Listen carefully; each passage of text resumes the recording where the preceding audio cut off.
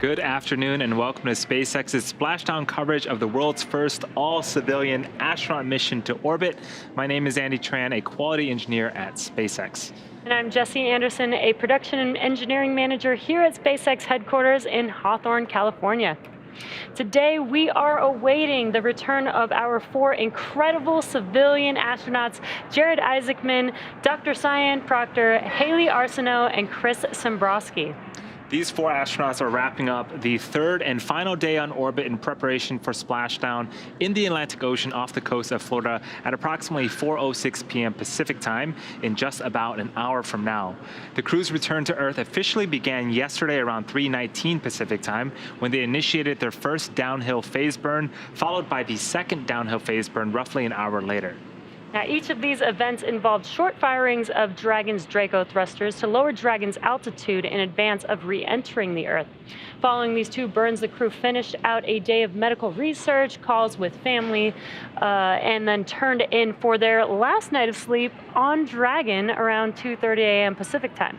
Now, just before 1 p.m. Pacific time today, the Inspiration4 crew donned their spacesuits and made their final cabin preparations before they begin the last series of operations prior to splashdown.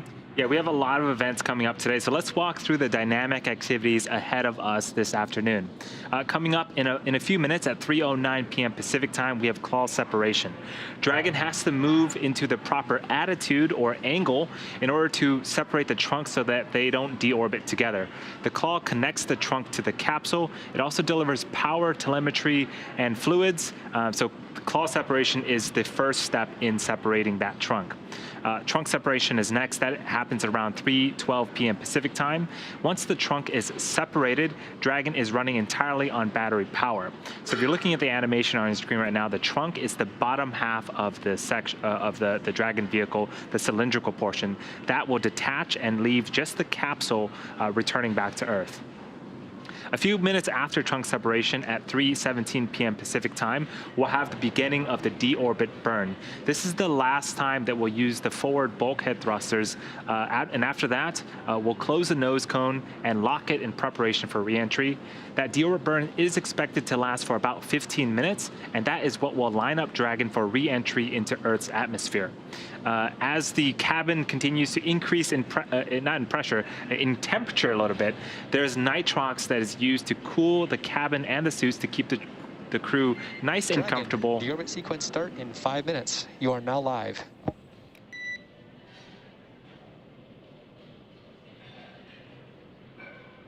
And copy that, SpaceX. We show the same.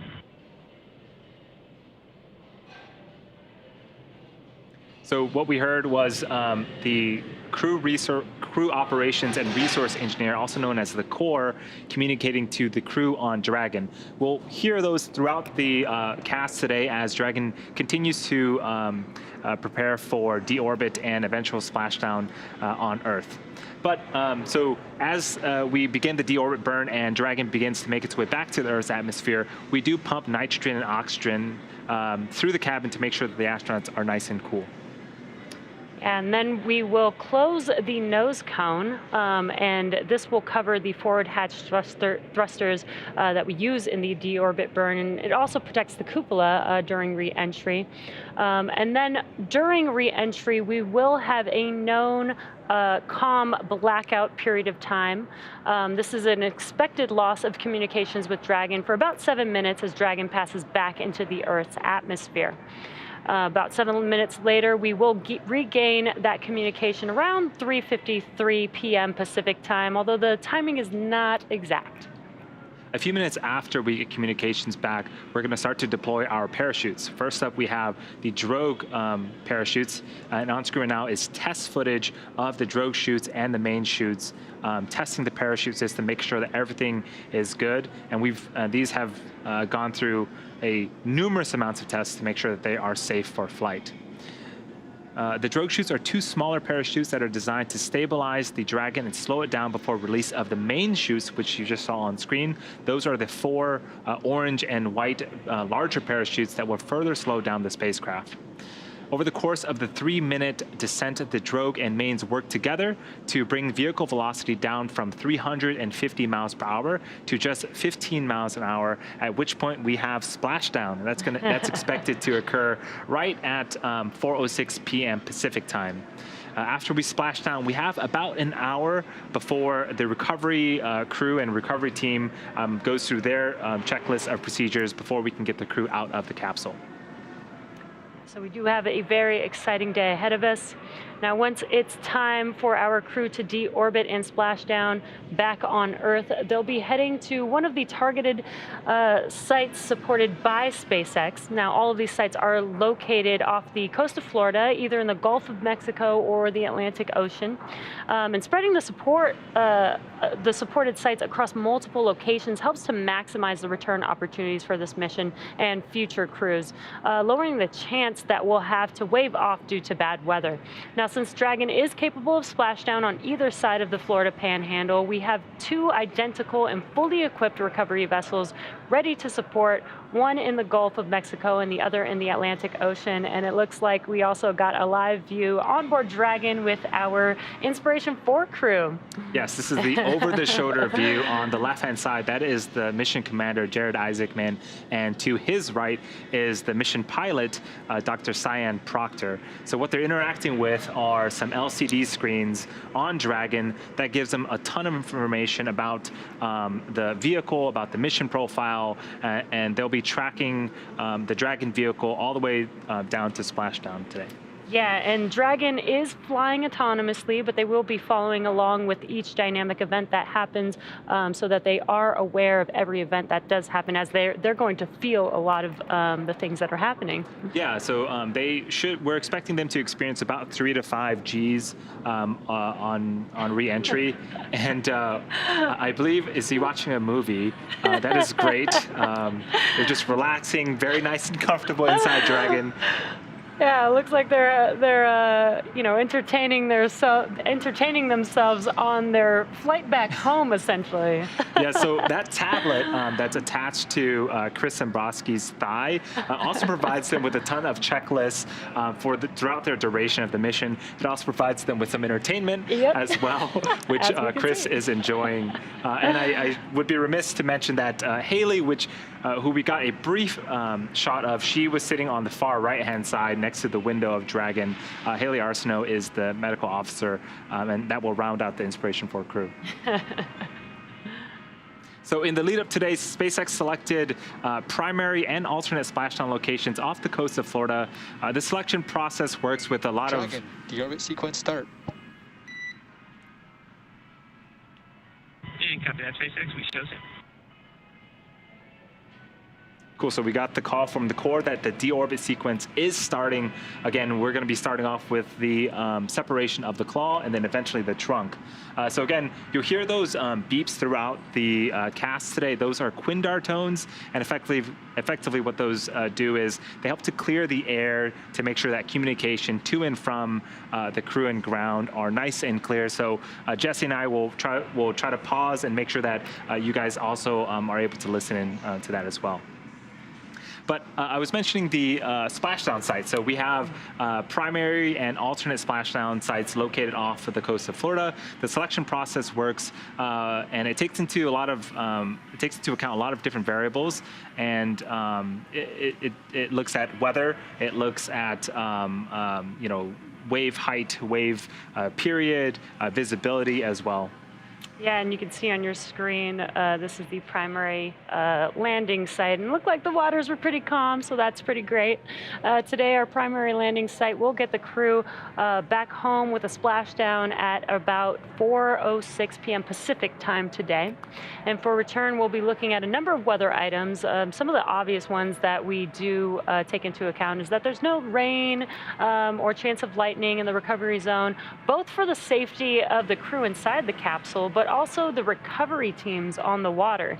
We're also looking for wind speeds less than 15 feet per second or about 10 miles per hour, relatively calm seas so that we can safely execute recovery operations, which includes landing a helicopter on the recovery ship to fly Jared, Haley, Cyan, and Chris back to Florida.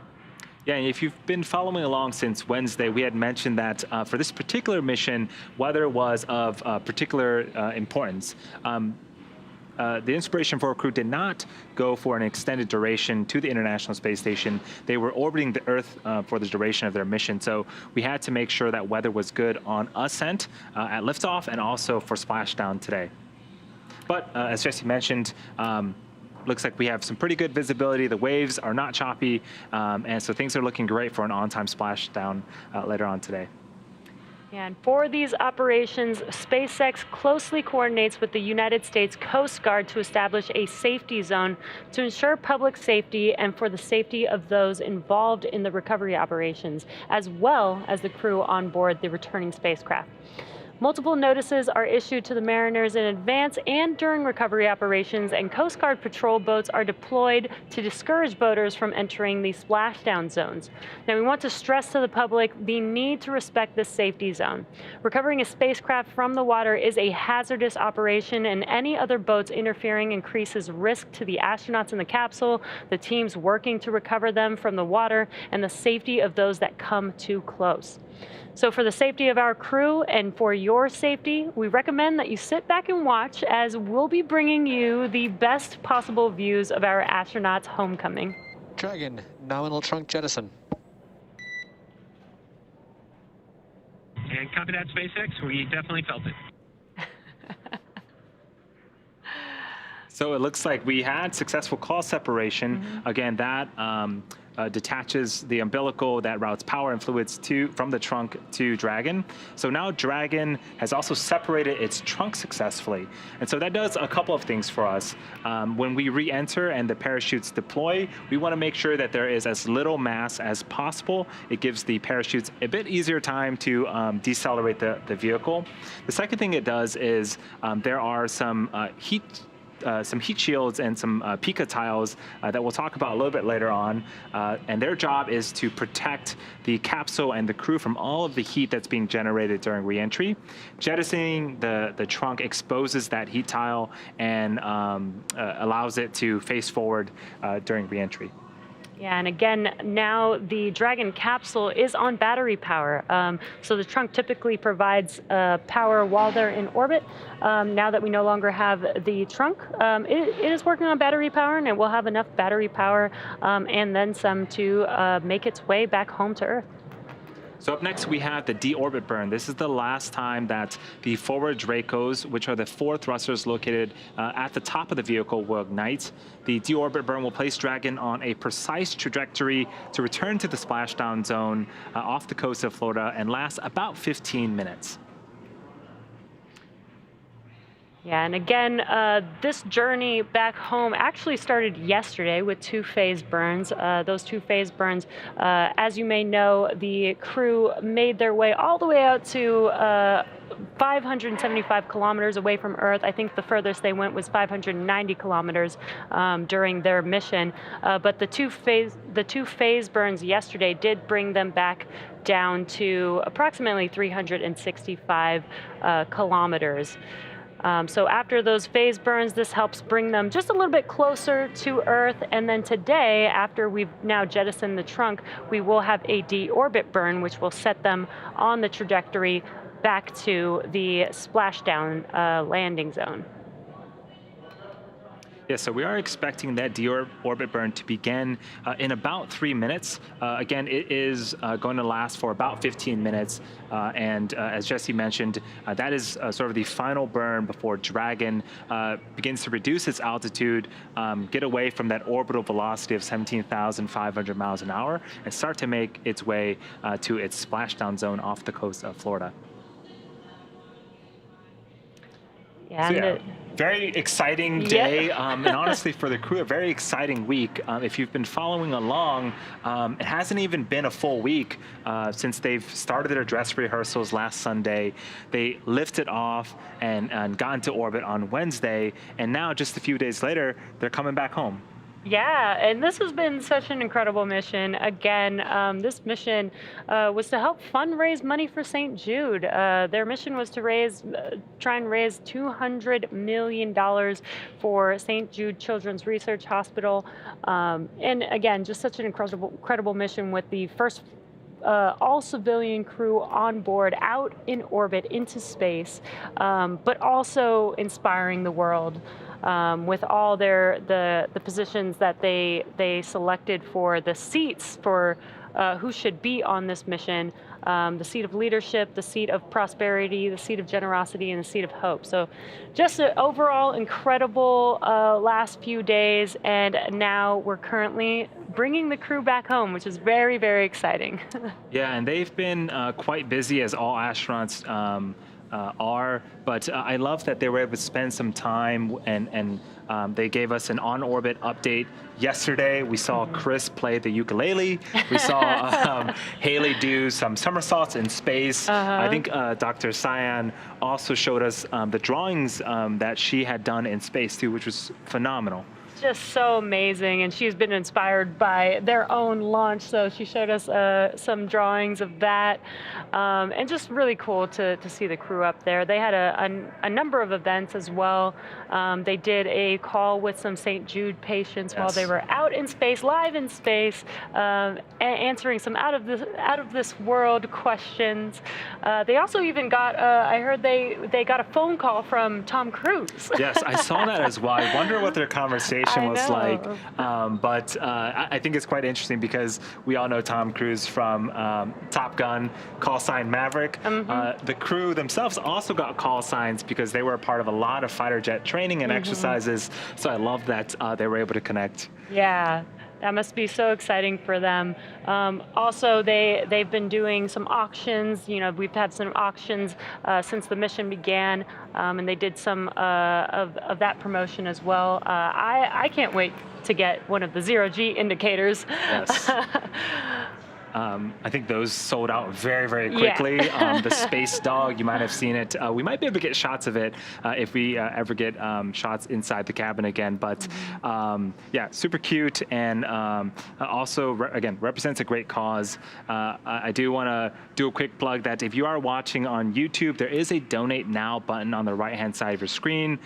We've fundraised a ton of money so far. I think since Wednesday, we've raised an additional $20 million.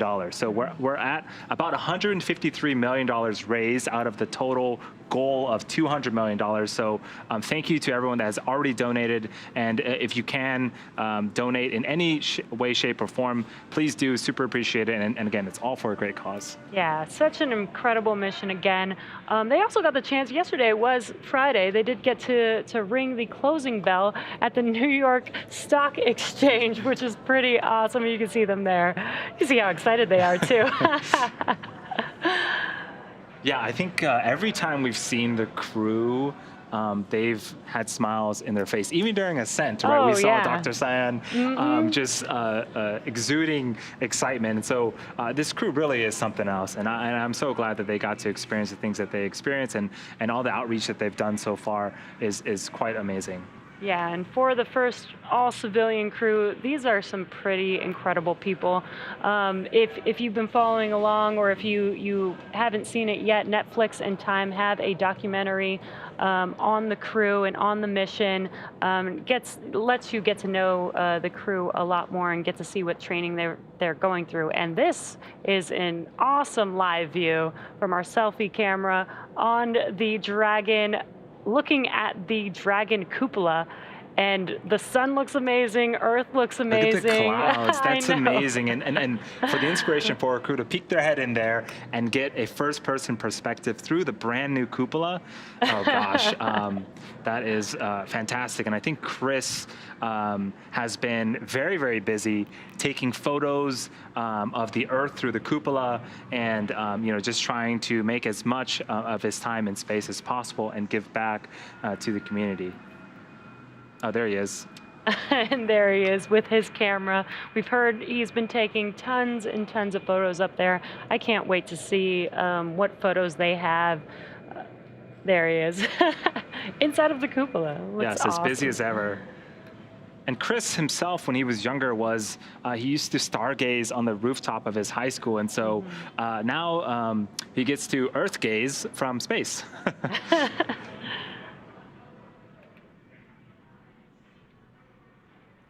So we are getting confirmation that the deorbit burn has already begun. We're well into it. Again, it's going to last for about 15 minutes and end approximately at 3:32 p.m. Pacific time. Yeah, and again, in the last 10 minutes or so, we've had a number of events during this deorbit sequence. We had claw separation. The claw is basically what attaches the Dragon trunk to the capsule and has umbilicals between the two. We've jettisoned the Dragon trunk, exposing the heat shields on the bottom of the capsule. And now we are currently in progress of the deorbit burn, which is going to basically deorbit the vehicle and get it on a trajectory on its way back home to Earth. Yeah, the deorbit burn uses the Draco engines on Dragon. There's 16 of them on the forward sort of underneath the nose cone. There are 4 there, and after we're done with this deorbit burn, we're not going to need those 4 anymore, so we'll close the hatch.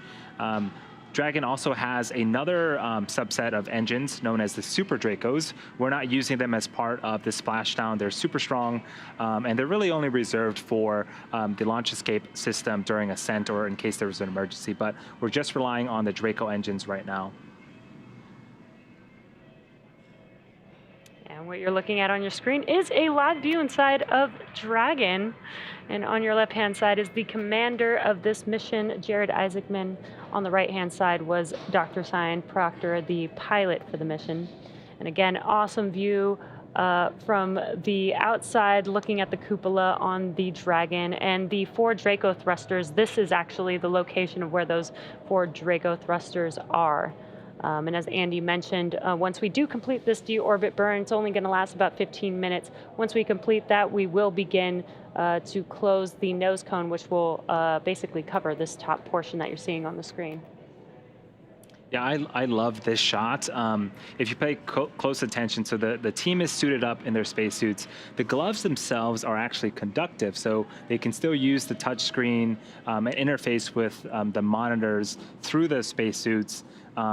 And right now we have the visors up, but the suits themselves, the way they're created, it's a one-piece suit, and the helmets are actually 3D printed and customized for each of the crew members. Yeah, and right now, Jared, Cyan, Haley, and Chris are currently using their screens on their tabs, and they're basically following along every one of these events. You know, they are out in space and inside of this vehicle, so when the thrusters do turn on, they do feel that, and they do hear some of that from inside of the capsule. It doesn't exactly sound like what you would hear an engine sound like down here on Earth, but they do hear some of the clicking of the valves when the engines do start. Yeah, so the Inspiration4 crew has been on orbit for about 3 days. We're expecting them to splash down in about 40 minutes, actually. And so, especially after we finish the deorbit burn, things are really going to start to move. We'll close the nose cone, and then we're going to start, the Dragon capsule is going to re-enter the Earth's atmosphere. We're going to go through that period of communications blackout for a couple of minutes. And then the parachutes will deploy, and we're going to see them back here on Earth in just under 40 minutes. Yeah, and this is a significant thing to mention. There will be a blackout period for approximately 7 minutes, and that happens when the vehicle does enter back into the Earth's atmosphere. Outside of the Dragon capsule will heat up to almost 3,500 degrees Fahrenheit. And what that will do is cause a layer of plasma around the vehicle, which will prevent some comms from coming through. But once they are through that period, we should be able to regain those comms. The core here in Mission Control Hawthorne will do some comm checks to make sure that they have reestablished those comms between Dragon.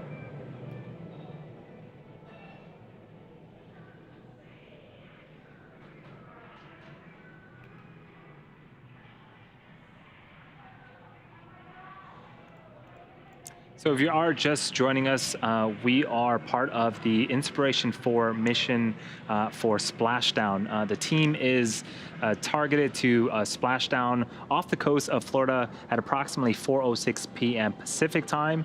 Right now, we are in the middle of our deorbit burn. So this is the final burn before the Dragon spacecraft really is on its final trajectory towards that targeted landing site. 9 minutes.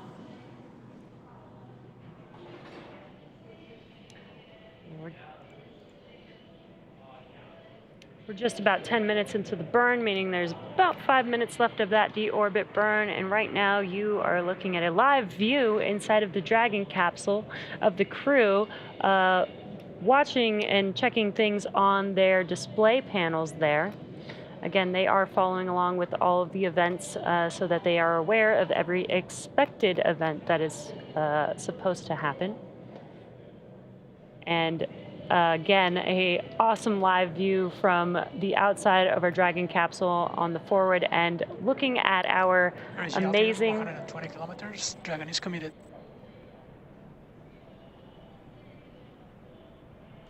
We just heard some comms that Dragon is committed. What that means is that they are committed to return back to Earth. Yes, they are. They are coming back, which is super exciting. 5 remaining.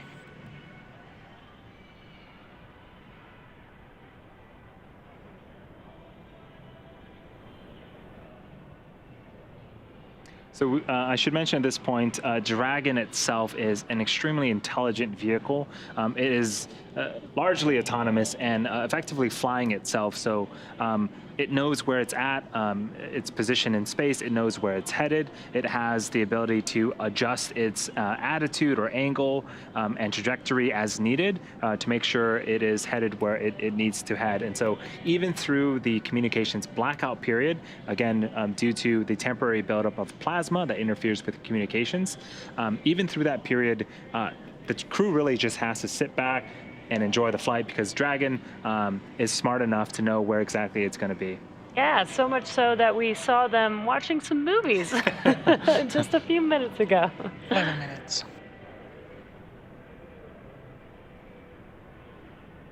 You are hearing on the comms just some status updates of that deorbit burn. Again, this deorbit burn lasts about 15 minutes long, and we're getting close to completion here.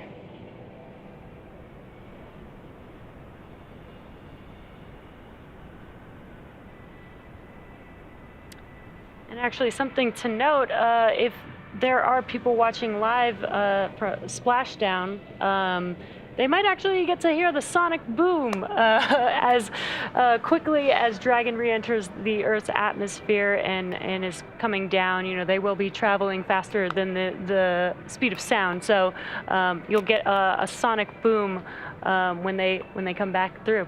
Yeah, I think that the folks that are nearby or live close enough to the coast, they might even be able to see Dragon. It is a daytime splashdown, which is super exciting. So yeah, in about 35 minutes, we're expecting Dragon capsule resilience flying for the second time and returning for the second time, and the Inspiration4 crew members to return back to Earth and splash down into the coast, off the coast of Florida. Yeah, and again, we just heard a call out that we're probably about 3 minutes away from that deorbit burn completing. But yeah, Andy, it's been so exciting. Just this mission overall has been so incredible. Again, the first all-civilian crew to go to orbit, and they're raising money for St. Jude. It's just been an incredible mission so far. They've been out in space. You know, talking to St. Jude's patients, raising money, doing some science experiments for us so that we can see, you know, what does microgravity do to, you know, the regular person like you and me. Valid, 13 minutes. Yeah, I think you bring up a good point that I don't think we've talked about yet is all the science that they've done. We saw earlier in the week some experiments with some portable ultrasound devices. There's an experiment to study how fluid shifts and sort of the relevance of up and down in space that could potentially help contribute to motion sickness, both in space and back here on Earth. But the really cool thing, in my opinion, is all of the data. All the data that they're going to gather, that's going to be put in a repository, and everyone has access to it, essentially. And so you typically don't get that with normal missions, but for Inspiration4, I think one of the hallmarks is they wanted to make sure that they were trying to further science as much as possible and further human space exploration. Yeah, having the access to that data available to literally the entire world only allows you to have, as many people to utilize that research and be able Approximately to 1 do minute something with remaining. it. We're just, that call out was just a minute remaining in this deorbit burn. Very exciting. So after the deorbit burn, again, we won't need the Draco thrusters in the forward bulkhead anymore, and so we will be initiating the close of the nose cone. Oh, here's a great animation. The nose cone is the very, very top. You're going to see it latch open. That's where the Draco thrusters are at, but after they're done firing, we're actually going to be closing it. And so if you're here since the beginning of this particular cast, the bottom section of the capsule, that's the trunk section, the bottom half of that has already been jettisoned. And right now, the top portion, the capsule, that's where the crew is in. And that is what is returning to Earth and making it splash down off the coast of Florida here in a few for burn minutes. termination.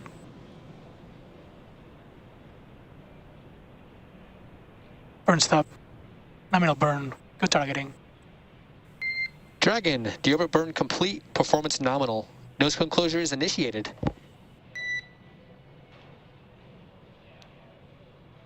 Copy that, SpaceX. We show the same. I believe that was Chris confirming that he had a nominal burn. Everything seems to be going great. And now, again, we've initiated the close sequence of the nose cone. So in the background, Dragon is currently inhibiting those forward bulkhead Draco thrusters that we had just used to complete the deorbit burn, ensuring that it's safe to latch the nose cone shut for re-entry. The vehicle also initiated the nitrox suit purge, and this will help keep the crew cool and comfortable during re-entry, which is coming up in about 20 minutes. At this point, the nose cone is closing and protecting the forward hatch for re-entry. The crew is using the screens that we saw earlier to monitor the locking of the nose cone, which is done actually by a set of hooks. Yeah, and again, the nose cone doesn't just snap shut. It does take a few minutes, I think about 4 minutes or so to close. It is a very, technically and structurally sound seal that needs to happen there. So it needs to be very precise, which is why it's a very slow mechanism to make sure that it's closed. Yes, and we mentioned earlier, as Dragon is re-entering, it's going to form plasma, and plasma is effectively superheated Slow gas. to teeters bias. Entry attitude complete.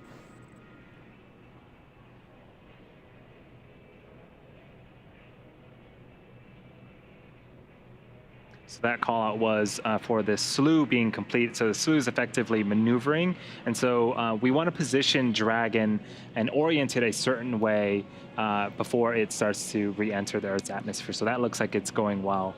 But I mentioned a little bit about the temperature buildup around the heat shield and Dragon. So we initiate a nitrox purge in both the cabin and the suits to keep the environment inside Dragon nice and cool. The suits themselves will automatically detect if temperatures go above 85 degrees Fahrenheit. And if it does, we'll just purge them with effectively air. It's the same sort of air that you would see in a scuba tank. And that keeps the astronauts nice and comfortable for their journey back to Earth. It's basically their own personal AC system. And as we mentioned, we are coming up on the blackout period, which is about 10 minutes or so from now, or 10 minutes after nose cone closure. And during that event, the capsule, the exterior of the capsule will get to approximately 3,500 degrees Fahrenheit. So as Andy mentioned, it is extremely important to keep the cabin cool, to keep the astronauts cool during this event. But Dragon was designed for this, so they shouldn't have any problems with 3,500 degrees Fahrenheit. Yeah, we've got some really cool material on the bottom. It's actually called Pika 3.0, and its job is basically to deflect and take on all of that heat and make sure that we keep the capsule and crew nice and cool again for their re-entry. If you're looking on screen right now, there is a capsule, a Dragon capsule in the background. You can see at the very bottom the tiling of that Pika material. That is a returned capsule. So it's been through the Earth's atmosphere. It's taken on that 3,500 degrees Fahrenheit heat, and that's what we expect the capsule today to also look like upon re-entry. Yeah, and this is a flown Dragon capsule. So while the spacecraft is in orbit, it's flying at about 17,500 miles per hour. But as it comes back through the atmosphere, we actually don't, there's no brakes on Dragon aside from the heat shield. And so that heat shield actually, with the atmosphere, helps to slow the vehicle down to about 350 miles per hour before the drogues even deploy. Yeah, it's quite incredible to think about that. Orbital velocity, again, 17,500 miles an hour, being slowed down to just 350 miles an hour with just atmospheric drag alone. Is incredible. And then from there we deploy the chutes. And so right. Most of the job, thank you to Earth's atmosphere for slowing down Dragon. Most of it is done by the friction up there. So we are waiting on the next event, which is we're going to be waiting on confirmation that the nose cone has been closed, and then we're going to be entering that blackout portion, the communications blackout period, a few minutes later. It is expected to last for about 7 minutes, and what I would expect to hear is we heard those Quindar tones, those beeps from crew to core and core to crew. Expect those to start to pop up again as we're coming out of that blackout period. We want to make sure that we reestablish communication with the crew. Yeah, and actually, before we go into the blackout period, we should hear some comms as well. Again, the core here in Hawthorne, Mission Control Hawthorne, communicates with the team, makes sure that they know which event is coming up next so that they know what to expect. And so we should be hearing some of that confirmation that they will be going into the blackout period, as well as some confirmation and some comms when they exit 300 that kilometer period. altitude.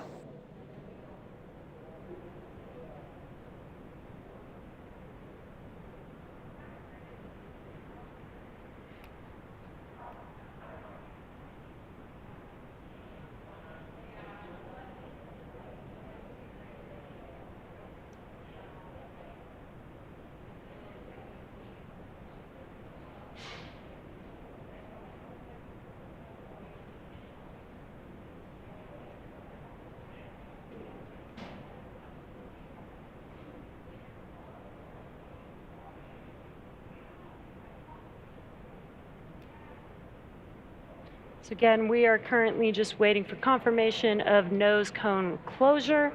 Once we confirm that, the next event after that will be the blackout period that we have mentioned.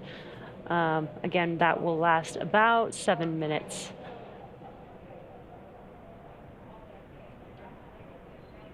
What you're seeing on your screen right now is Mission Control Hawthorne here at SpaceX headquarters.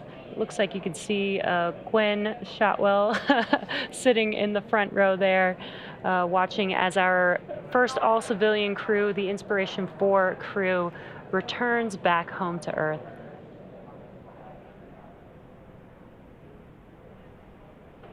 Yeah, and the recovery team and the launch team did a great job looking at weather, looking ahead, because Florida weather in the fall it can be tricky, but we got excellent weather during liftoff on Wednesday, and a pretty darn good weather right now for Splashdown as well. Yeah, when we did get some live views of the seas there, it did look pretty calm, which is exactly what we want. We want to make sure that during recovery, we have some steady seas, not just for the crew. Dragon, nose cone is secure for entry. Copy that, SpaceX. We show the same. Sounds like we got that confirmation of nose cone closure. So as we begin the second half of entry, Dragon is now beginning to flush nitrox into the cabin and continuing to top off the Inspiration4 crew's suits with cool air. Again, this is what will allow the cabin temperature to remain comfortable, while external temperatures can reach upwards of 3,500 degrees Fahrenheit. Again, the heat shield is pointing forward. That's the leading structure that is going to be heading into re-entry, and that's going to be what leads the capsule to the landing site. And again, the exterior of the capsule will get to approximately 3,500 degrees Fahrenheit, but again, Dragon was designed for this dynamic event, so there will be some cool air inside of the cabin. It's environmentally controlled, as well as through their suits.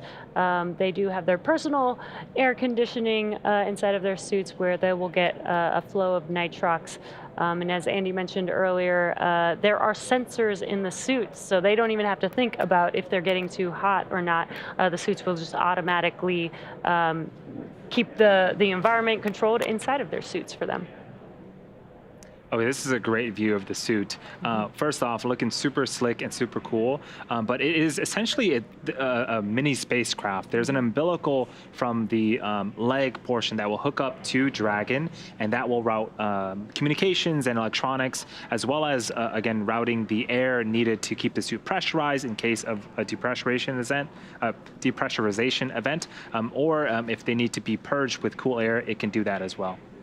And some of the cool manufacturing features, the helmet is 3D printed.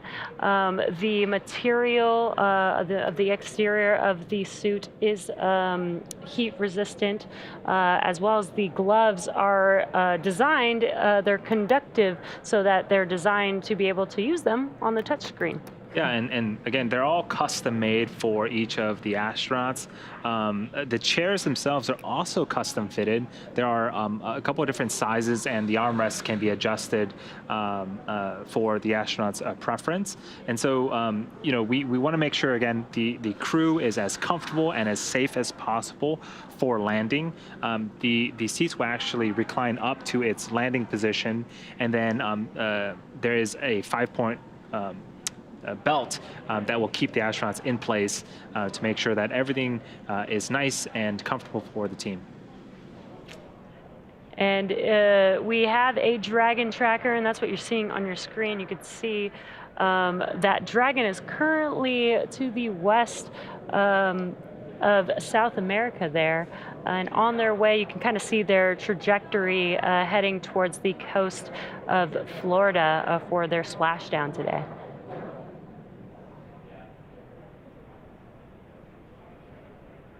So yeah, we are expecting to enter that that blackout period in about 2 minutes here. We should hear the core communicate to the team here in a couple of minutes that we are again entering that blackout period, and then we'll reestablish communication once we're through with that. Dragon, SpaceX for entry brief. Go SpaceX. Jared, you're looking good. No deltas to timeline. Vehicle's nominal, tracking no issues. The deorbit burn was right down the middle with nominal landing site targeting. No deltas on weather or recovery, and we're looking forward to having you home shortly.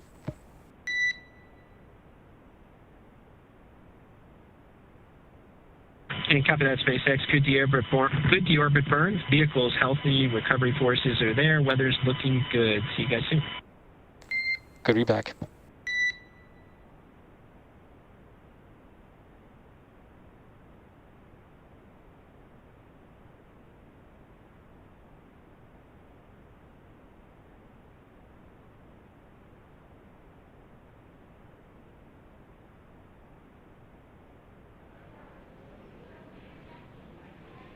So we heard some awesome calls from the core.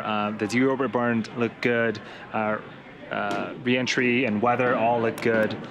So everything you would want to hear for Splashdown, we got it. And so things are looking great for Splashdown in about 20 minutes here. So super exciting, and things will start to get very, very dynamic, and a lot of events will happen over the next 20 minutes or so.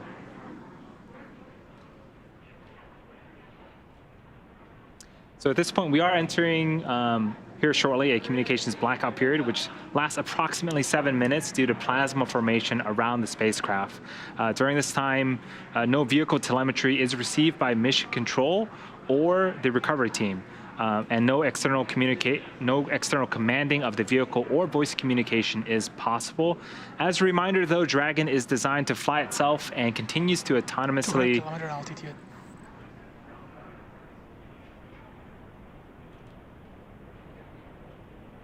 So Dragon is designed to fly itself and continues to autonomously use its Draco thrusters to orient itself during re-entry.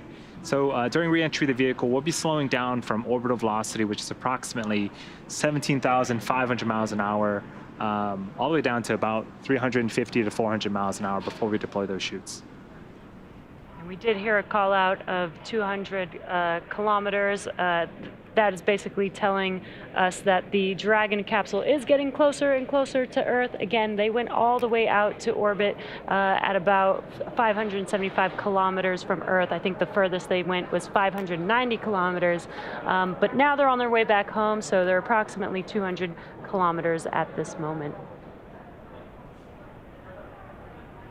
And again, today we are bringing the crew back home. We've begun several operations during this deorbit sequence, but actually deorbit and return home began yesterday.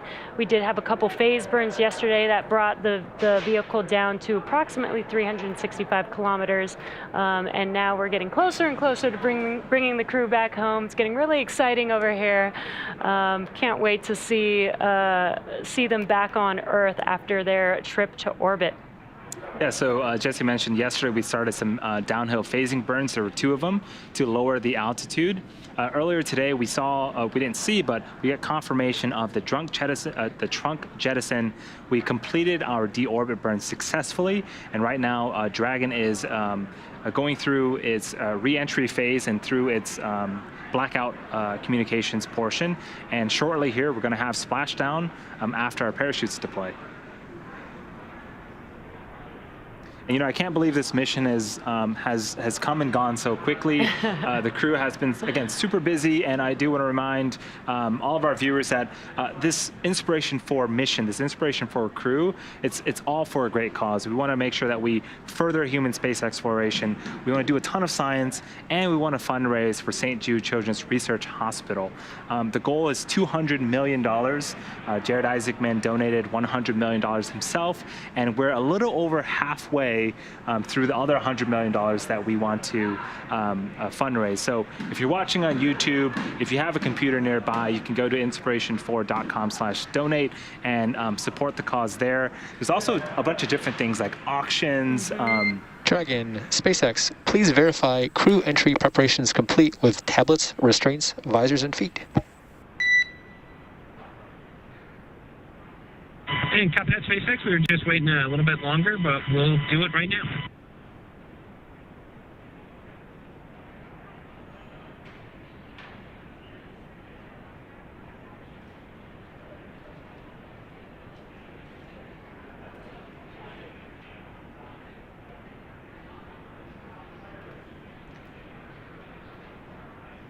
SpaceX Dragon, tablets are secure, restraints are tightened, visors are down. We are ready to come home. We copy all, Dragon. Approximately 4 minutes, 30 seconds until comm blackout. We'll see you on the other side at 2300. Talk to you at 2300.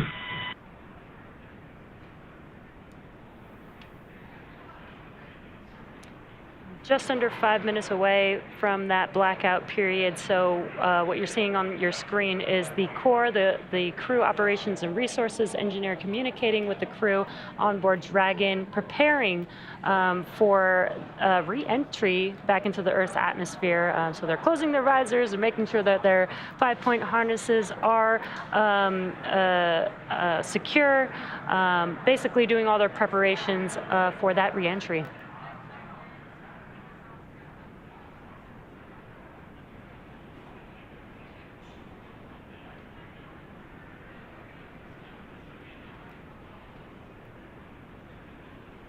And again, if you're just now joining us, you are tuned into the Inspiration4 mission. This is the first all-civilian crew out to orbit, and now they've been out there for about 3 days and now making their way back. And the crew on board is Jared Isaacman, who's the commander for the mission. He is the 38-year-old CEO of Shift4 Payments. He has been a fighter pilot for many, many years. He's flown in over 100 air shows, and always does a fundraiser or a charity event with every one of his air shows, and he's doing the same thing with this mission, which is pretty incredible.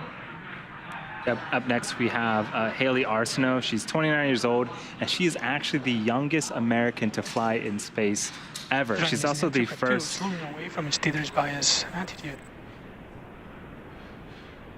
Continuing to get great calls. Haley is also the first in space with a prosthetic.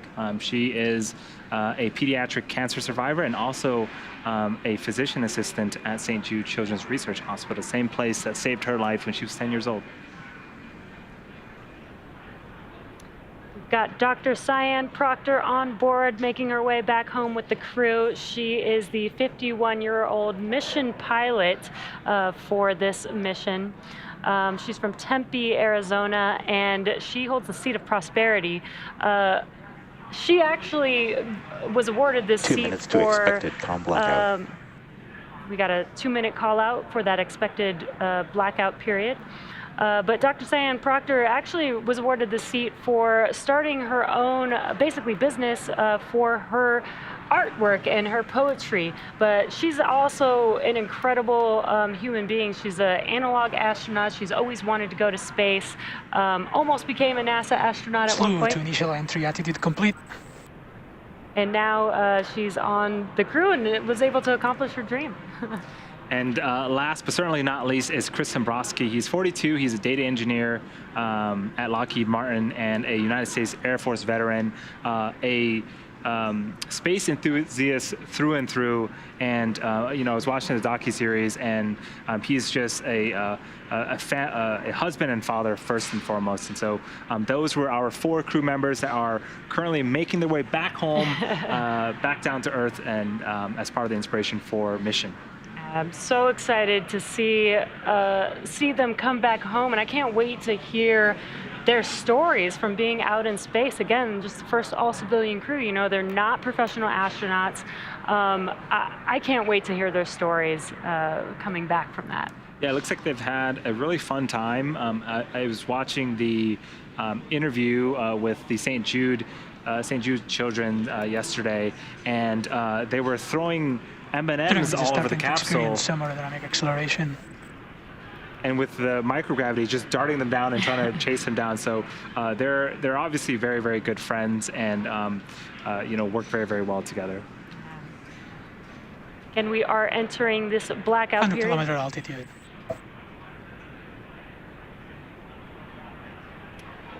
We are entering this blackout period that we have mentioned. Again, it is an expected period of time where the vehicle is re-entering back into the Earth's atmosphere.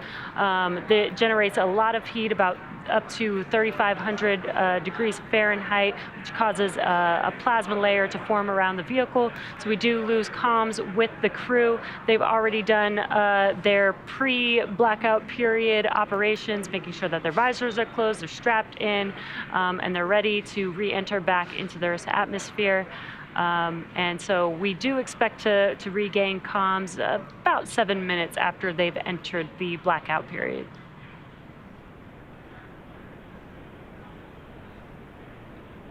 So the view on your left is Mission Control in Hawthorne, SpaceX's headquarters. You can see that we've got some folks gathering. They're also very excited for Inspiration4 to return back to Earth.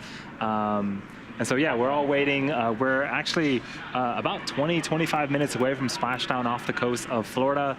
Again, Dragon, even throughout this blackout period, it can pilot itself essentially. So, again, the crew just needs to make sure that they're strapped in and enjoy the flight, because Dragon will take them to where they need to be. Yeah, exactly. And as we mentioned earlier, they don't really have to do anything aside from follow along with each event that is happening. So we did catch them earlier watching some movies on their flight back home. But yeah, they really don't need to do much, as Dragon is autonomous. Yes. So after we splash down, for those that are maybe watching for the first time or wondering, well, how does Dragon get out of the water? So Dragon itself is designed to be waterproof. 80-kilometer altitude. Loss of comm. Start of blackout period. So we just heard the call-outs. Anticipated acquisition of signal in 4 minutes and 35 seconds. So we just heard the call out that Dragon is about 80 kilometers in altitude. We're entering that communications blackout period now, and we just got an update that it's expected to last about 4.5 minutes. So again, we'll reestablish communications with the crew after this blackout period, but we are entering the atmosphere at a very, very, very high velocity, and when we start to get a lot of friction from the atmosphere and the space capsule, we start to form that plasma, and plasma tends to interfere with communication. So it's a temporary communications blackout, and again, we're going to be able to reconnect with them in about 4 minutes here. And during this time, no vehicle telemetry is received by Mission Control or the recovery team. There's no external commanding of the vehicle or voice communication. That is not possible at this time. So as a reminder, Dragon is designed to fly itself and continues to fly autonomously using Draco thrusters to orient itself during this re-entry.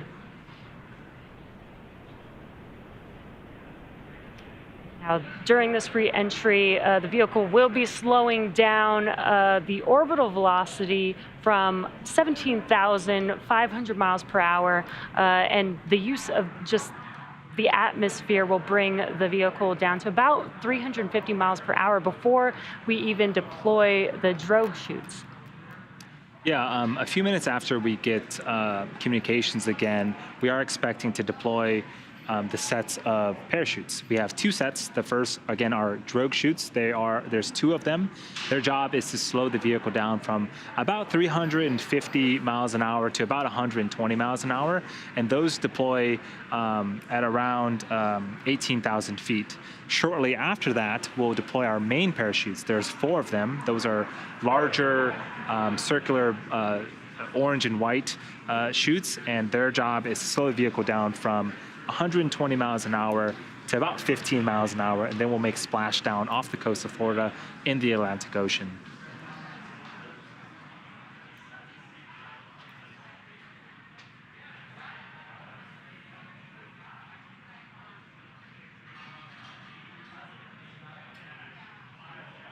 So yeah, Dragon is, again, flying itself. Even the chutes that I had just mentioned about, there's sensors on Dragon that detect altitude and pressure, and they will determine when to fire those parachutes. And so pretty much everything on Dragon is autonomous, and again, it's steering itself. It's taking the Inspiration4 crew where they need to go for their targeted splashdown. Again, if you're just now joining us, we're currently in progress of the blackout period. What this is basically the Dragon spacecraft re-entering the Earth's atmosphere. It'll see temperatures, external temperatures of about 3,500 degrees Fahrenheit, building a plasma layer around the vehicle, preventing comms and communication with the Dragon spacecraft. It's expected to last about 4.5 minutes. We're a little over halfway through that right now. So we should, in a couple minutes here, start hearing some comms from the core, checking in to regain that communication with Dragon.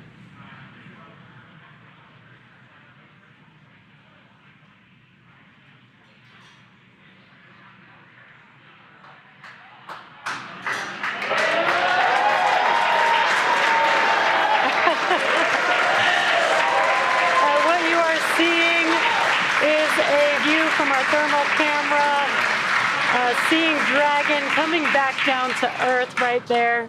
Yeah, this is amazing. This is the first shot of the Dragon capsule coming back as part of the Inspiration4 mission. The crowd here is super excited seeing that for the first time as well. So yeah, a couple minutes left of the blackout period, and we should be getting comms reestablished with the crew here shortly.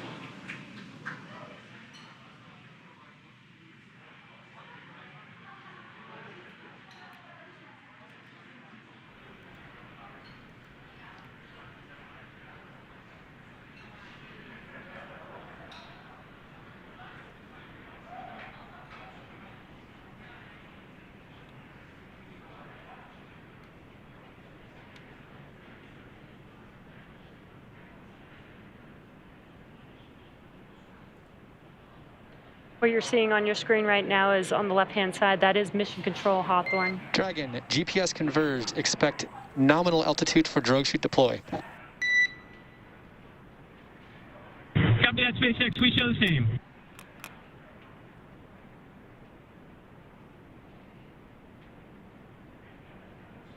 And those comms confirm that we have regained comms with Dragon, and they're getting ready for drogue deploy here shortly. Yeah, I love these tracking shots.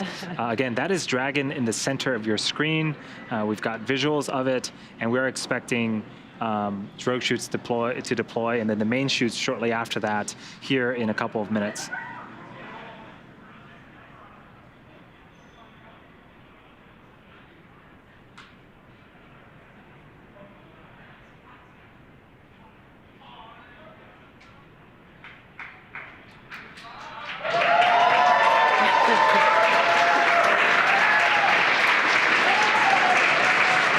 Again, a lot of excitement for Inspiration4 crew's return, waiting on drogue chute deploy. That happens at about 18,000 feet. Dragon, brace for drogue window. Copy that, SpaceX. We're bracing.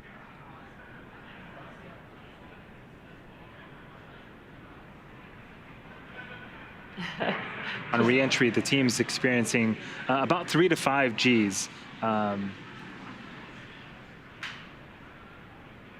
We heard some words to have them brace for drogue deploy. They will feel the difference in speed when the chutes do deploy.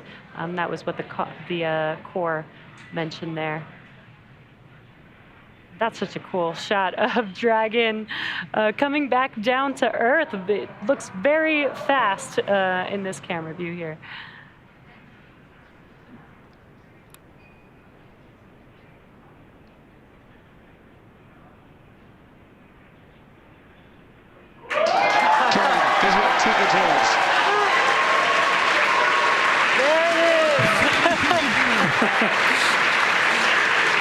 Steering 2 good drones. Yeah, so this is this is a great shot of Dragon looking up at the drogue chutes. A lot of communication going back and forth between the crew and ground station, but the drogue's job is to slow the vehicle down from about 350 miles an hour to 120. We are expecting the main chutes for these to cut off and the main chutes to come shortly after this.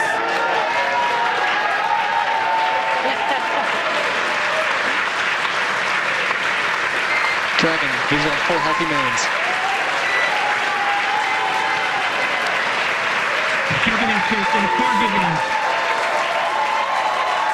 Dragon, descent right nominal. You have visual from recovery forces.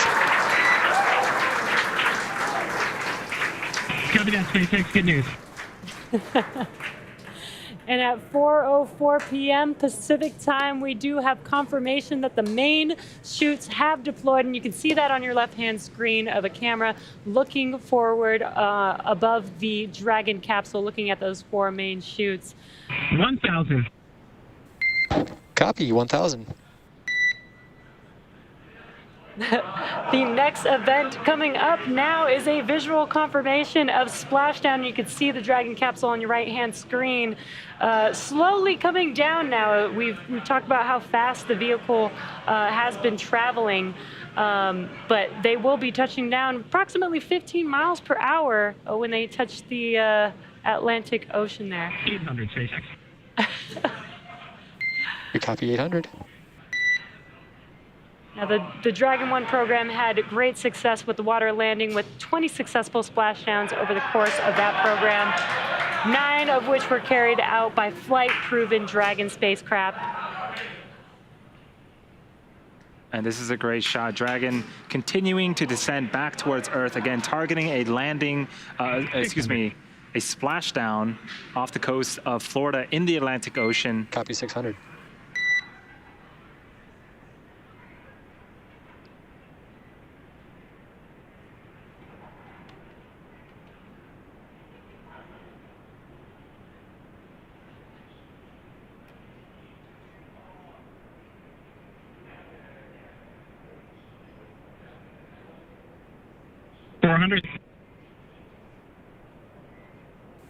Copy 400.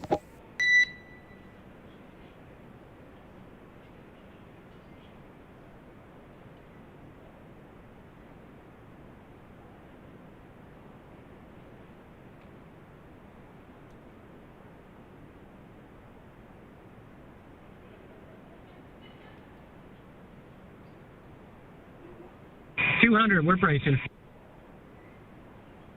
We copy 200.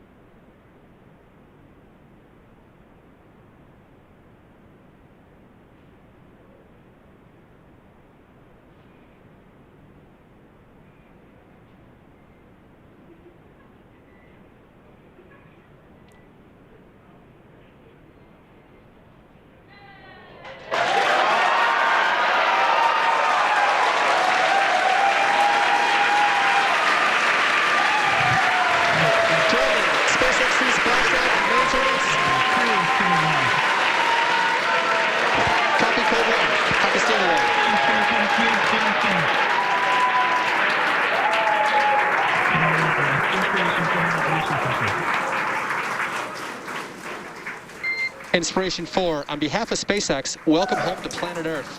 Your mission has shown the world that space is for all of us and that everyday people can make extraordinary impacts in the world around them.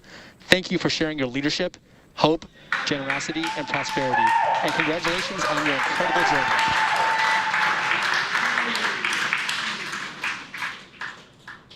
Thanks so much, SpaceX. It was a heck of a ride for us. It's just getting started. Copy, just getting started.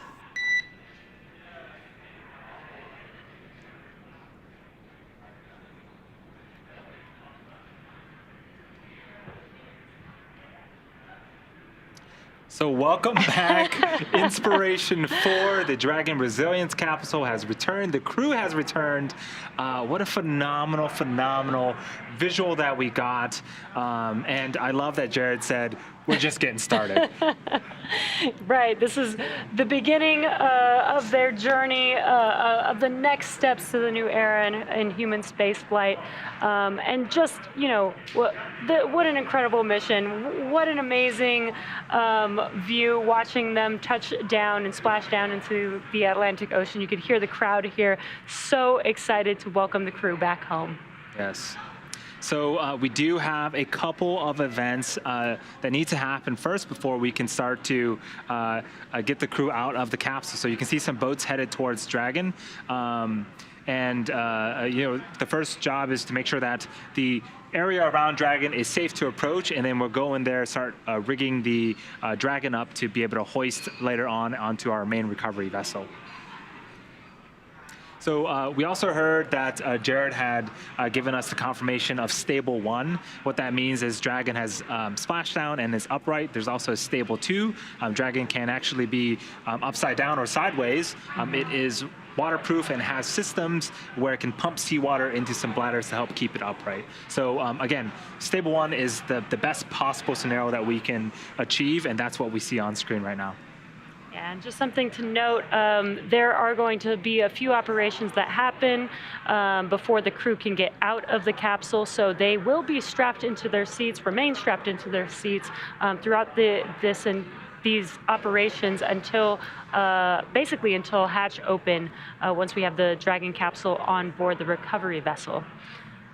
So we do have some events coming up next. The fast boats will be approaching the Dragon capsule.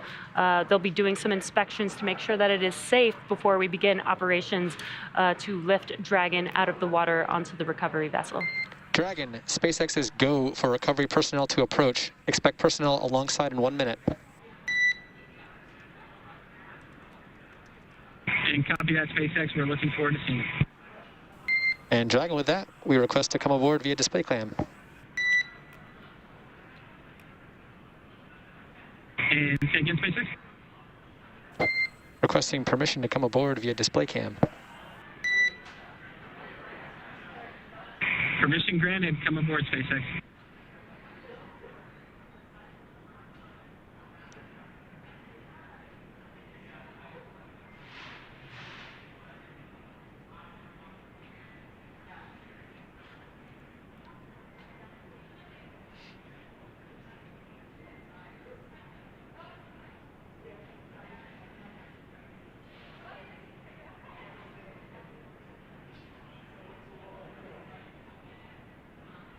Now what you're seeing on your screen is the recovery team approaching Dragon. Again, they will be starting to do some inspections. They'll do some ordnance and hypergol checks just to make sure that the vehicle is safe before they begin rigging Dragon to bring the vehicle onto the recovery vessel.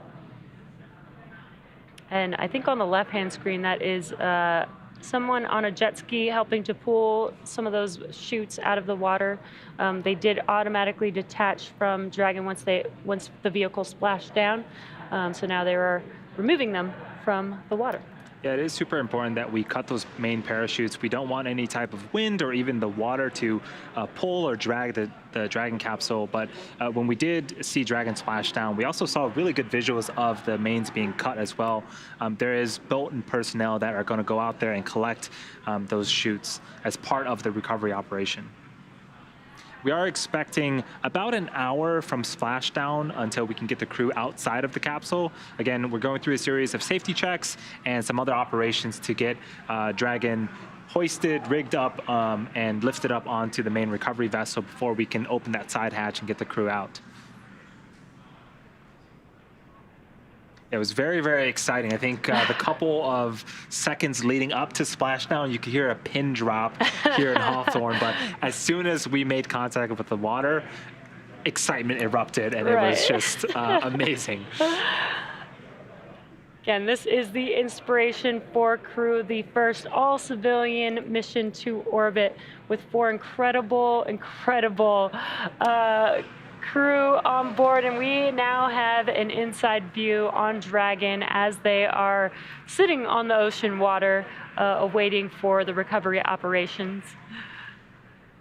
Looks like we got a selfie. I think Dr. Cyan has taken some post-splashdown pictures.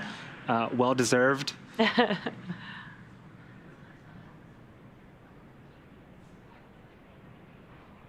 And again, this is standard procedure. We do have some crew climbing on board Dragon. They're performing some inspections, just making sure that the vehicle is safe prior to the next Dragon steps. SpaceX, hypergol sweeps and ordnance checks are nominal. Rigging is in progress. Approximately 25 minutes until capsule lift.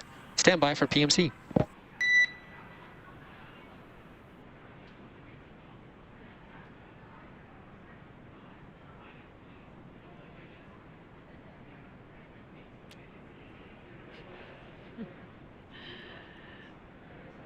some excitement from the crew on board. And if you noticed the difference in view, the camera actually has not moved, but the seats, from what you've seen previously of this view, the astronauts are actually rotated a little bit more forward, and that is for these return operations instead of the reclined back position.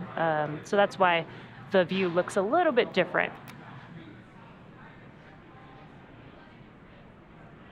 So on the right-hand side, we do see the rigger climbing up on the Dragon capsule to attach some hardware, so that way Dragon can be lifted and hoisted out of the water using our main recovery ship, Ghost Searcher, which will be approaching the vehicle in a few minutes here. So that hardware is important, and that's how we get Dragon out. We hoist it and we actually put it on what's called a nest, and then we'll perform some more checkouts, make sure everything is good before we open up that side hatch.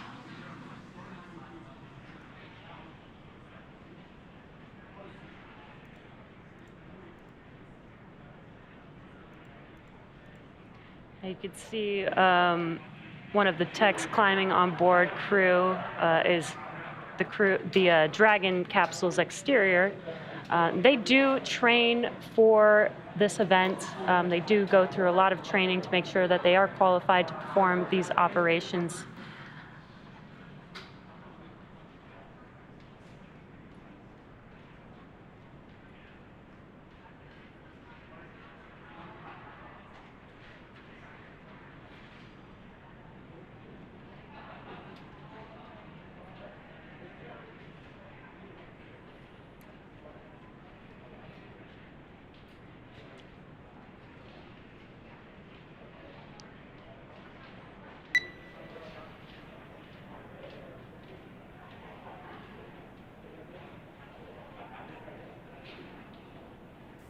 Dragon SpaceX with the public.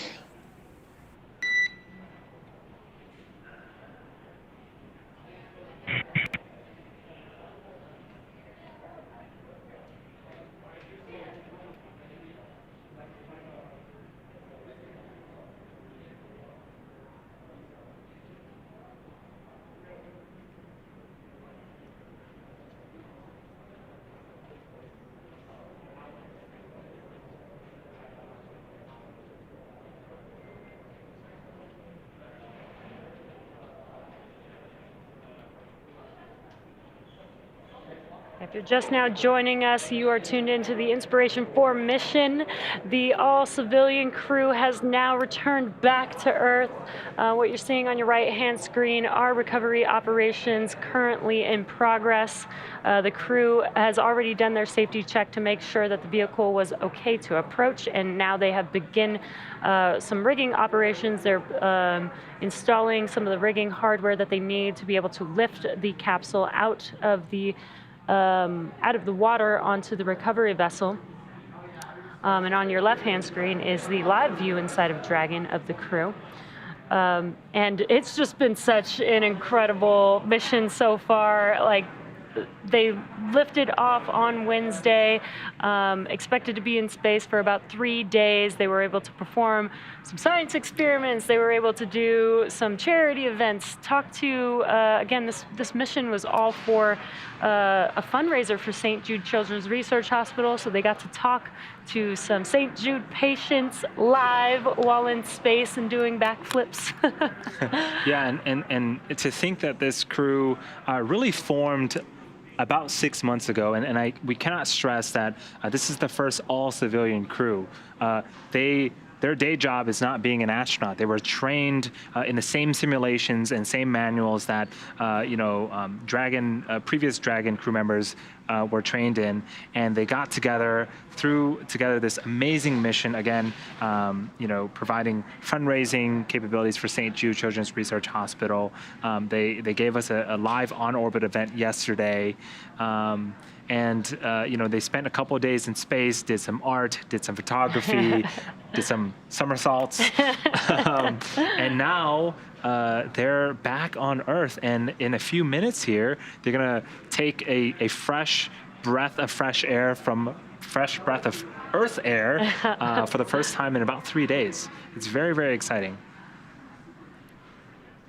Yeah, I cannot wait to hear the stories that they have to tell us. You know, we did get some of those live events, but they were out there for 3 days. That's quite a bit of time being out in microgravity in a spacecraft. So I'm really excited to hear what their experiences are really like. You know, with the NASA crew missions, we typically get to hear, you know, some of their thoughts of the Dragon spacecraft. Would love to hear more from, you know, just a all civilian crew this time around, not professional astronauts.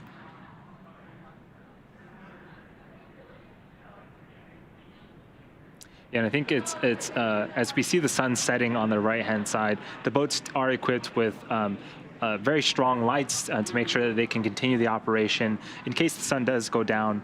But one thing I do want to reiterate is weather and how great that's been for us. We had a phenomenal day in terms of weather Wednesday during ascent, and on return, you can look at the ocean now, and it's not choppy. There's no waves essentially. It's basically like pool water, and so the Dragon capsule is there. It's floating there now because it's not, you know, choppy. The recovery team can get in there, do their jobs without worrying about any other external factors. Yeah, that's extremely important. Safety is number one here at SpaceX, so we always want to make sure that we're keeping these events during an environment that is safe, and weather plays a very big factor into that.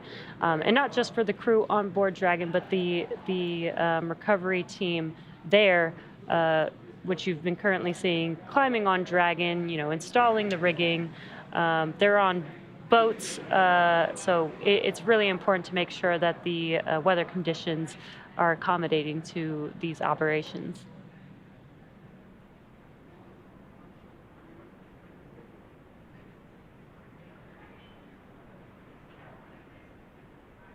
Yeah, so we are expecting the team to finish installing all of the equipment needed to lift Dragon out of the water in a few minutes, and we should see another boat approach the Dragon capsule, and that will be where we essentially hook it up to a crane on the back of the boat, lift it up out of the water and onto the recovery vessel.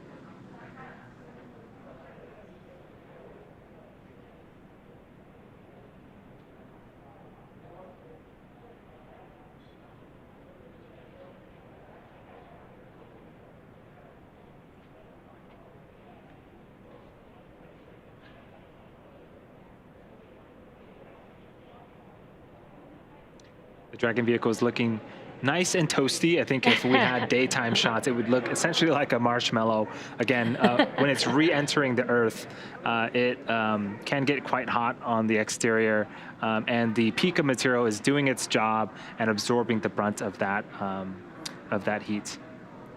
But there's a side hatch. I mean, that's where the crew is going to egress out of. That side hatch was sealed 3 days ago, and it hasn't been opened since. And so, you know, typically, you know, missions with crew go to the International Space Station. The crew will ingress and egress out of that top hatch that you see there. But because we weren't going to the International Space Station for this mission, we installed that super cool cupola, and that hatch is going to stay closed. But the team will be exiting out of the side hatch in a few minutes here.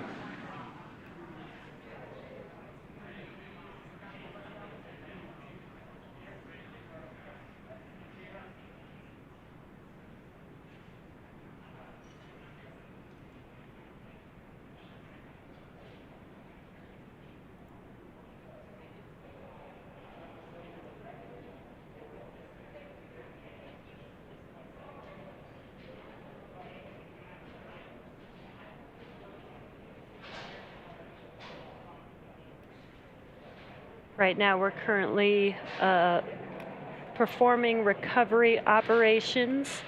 We have a crew there on one of the fast boats installing rigging onto the Dragon capsule. This will help them lift the Dragon capsule onto the recovery vessel into what we call the nest, the Dragon nest on board. We'll reorient and locate the vehicle on the recovery ship in a position where we can open the hatch and then have the crew step out for the first time since Wednesday. When they open the hatch, we will have a medical officer check on them first. It's pretty standard procedure to make sure, they have been out in space for 3 days. So we do want to make sure that the crew is okay. There will be a team there helping them every bit of the way to make sure that they are okay as they walk to the medical room on the recovery vessel.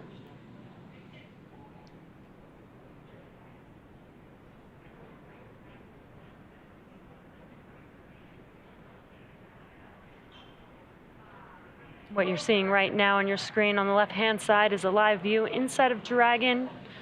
View from behind the displays on your left-hand side there. That is Commander Jared Isaacman, and to his right is Dr. Cyan Proctor, who was the pilot for this mission. They're now back down on Earth. What an amazing homecoming day for this crew. Such an exciting mission. So after landing, to recap the events, it took about 10 minutes for the recovery crew to complete their safety checks.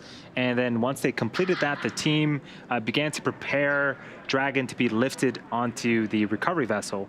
As part of the preparation for this lift, one member of the recovery team that we saw on screen climbed on top of the capsule, so that way they can attach Dragon's hoist rings and connect the lifting lines.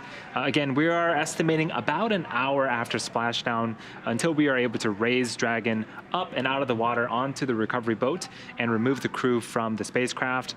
And then, Jesse, you just mentioned, after medical checkouts, the crew will return to the Cape by helicopter and be rejoined by their friends and family.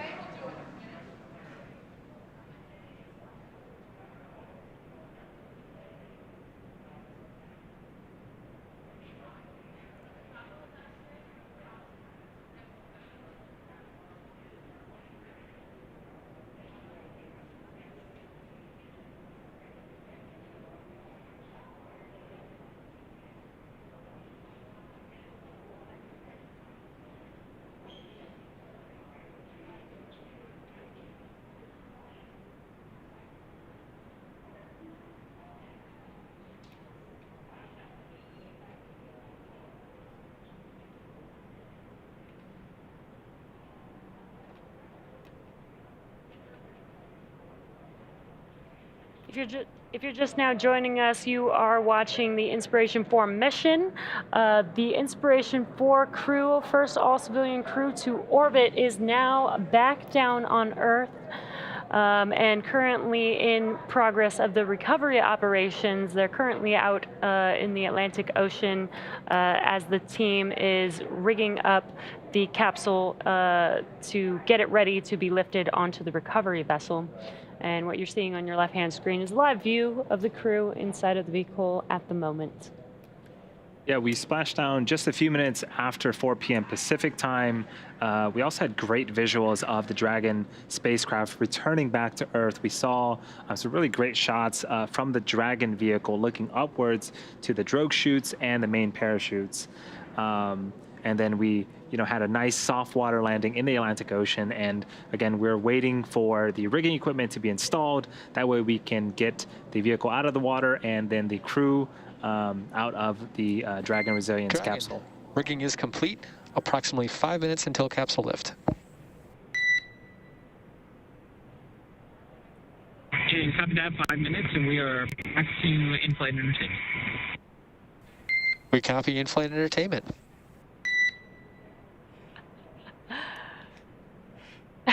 The crew is having a great time with in-flight entertainment. So yeah, it looks like they're all in great spirits.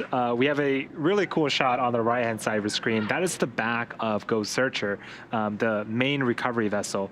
Dragon is in the background, as well as some other supporting recovery vessel ships as well.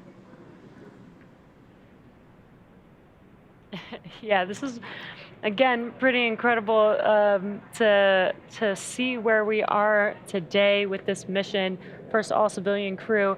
And ironically, it's so much like they just went and flew on an airplane as they're watching movies, waiting to you know, deboard Yes. the spacecraft.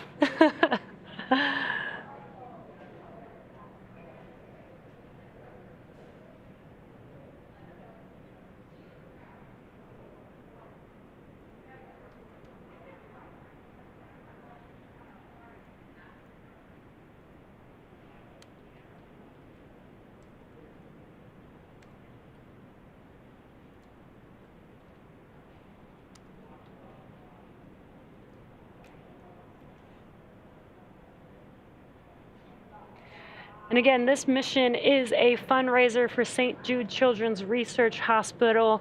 We've got some great news that we've raised up to $157 million so far.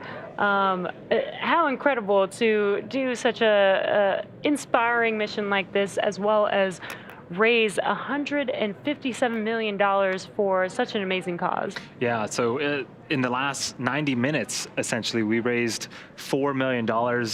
Keep it up, everyone. Thank you so much. Again, it's going to a great cause, and it's benefiting a lot of wonderful people.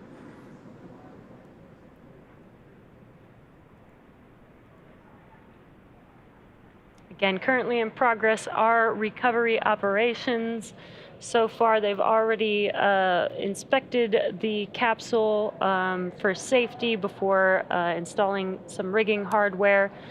We got some comms that they will be ready for, that rigging setup is complete, and they will be lifting the vehicle in a few minutes here. Again, this is Ghost Searcher, and what you're seeing on your right-hand screen at the end of Ghost Searcher is the Dragon Nest.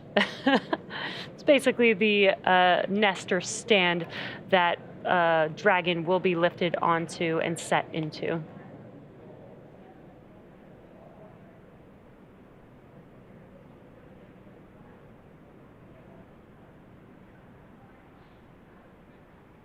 We also heard some comms that the crew is in good spirits, watching some entertainment while they wait to be lifted onto Ghost Searcher and for hatch opening so that they can egress the vehicle. Yeah, they've been busy doing a lot of work for a lot of great causes. So now that they're back on land, we want to give them a very smooth experience. They can just sit back, relax. We'll take care of everything else. We can see that the gap between the Ghost Searcher boat and Dragon is starting to close. We are expecting to hoist Dragon out of the water and again put it on that nest that you see on the bottom middle of your screen in a few minutes here. And weather has been just great for us today, actually through this whole mission. This is such a unique mission where we did have to ensure that weather upon liftoff as well as return would be well. And not just the weather in the atmosphere, but the water where we are landing. And you can see on your screen that it's very calm. This makes it really a lot easier for the crew to perform the recovery operations. Just great weather all around for this mission.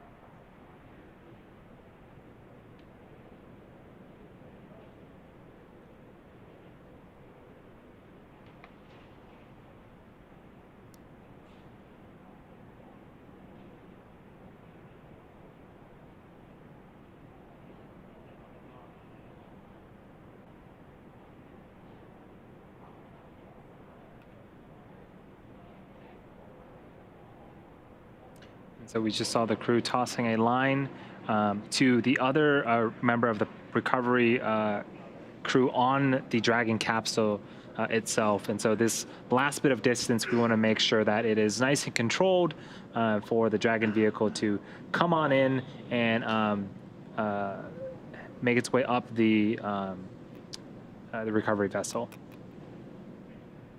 For safety purposes, the crew does remain strapped into their seats throughout this entire process.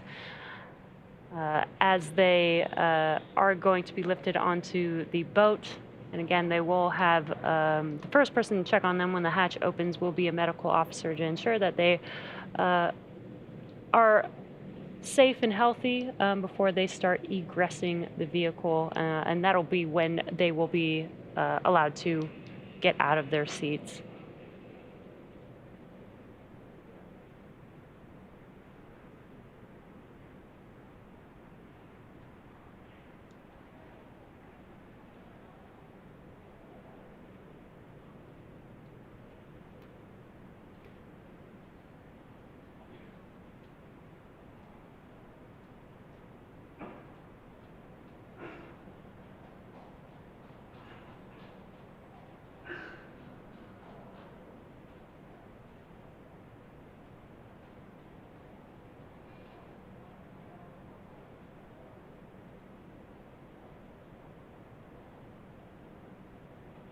We've got a crew member on the Dragon capsule at the moment. And again, they are helping with the rigging and hoisting process to lift that Dragon capsule onto the recovery vessel. And again, they have done several hours of training for this particular role. So they are professionals. Dragon, brace for capsule lift.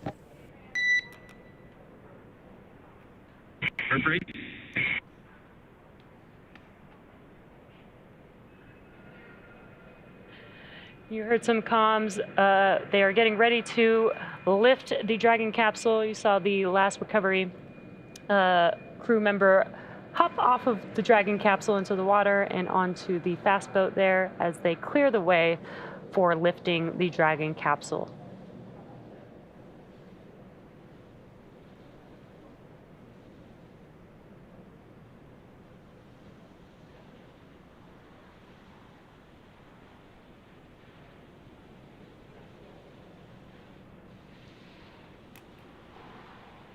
And here comes Dragon out of the water.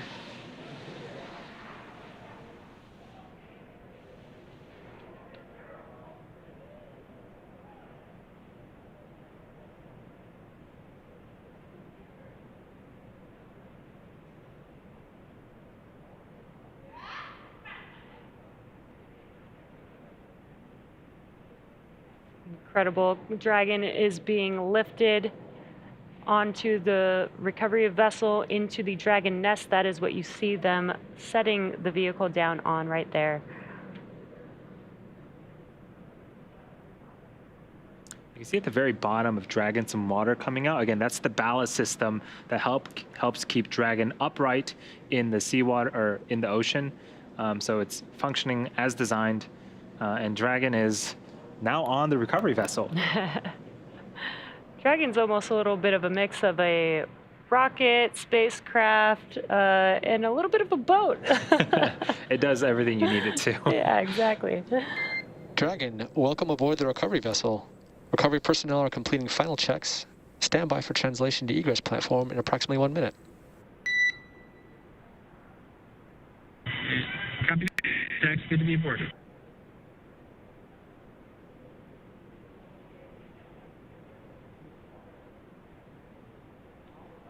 I see some fist pumps from Dr. Cyan as aboard the Dragon capsule right now. Next event coming up after the team does some safety checks is opening the side hatch. That's going to be very, very exciting. We're going to see the crew for the first time, and they're going to see Earth for the first time since 3 days ago. Well, they've seen Earth. They've seen Earth.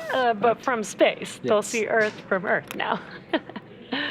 They'll become Earthlings again. And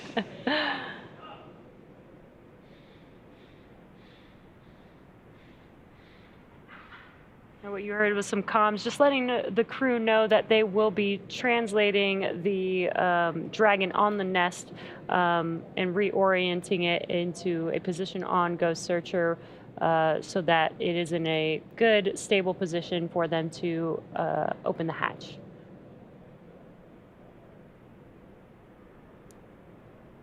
So while Dragon's top hatch houses the cupola, the astronauts will egress from Dragon's side hatch. That's what you see in the center of your screen, pending capsule orientation from the water. So before opening the hatch, the spacecraft has to equalize the cabin pressure with the outside environment. Once the hatch is open, that will be Jared, Haley, Cyan, and Chris's first breath of fresh Earth air since boarding Falcon 9 at the start of their mission on September 15th.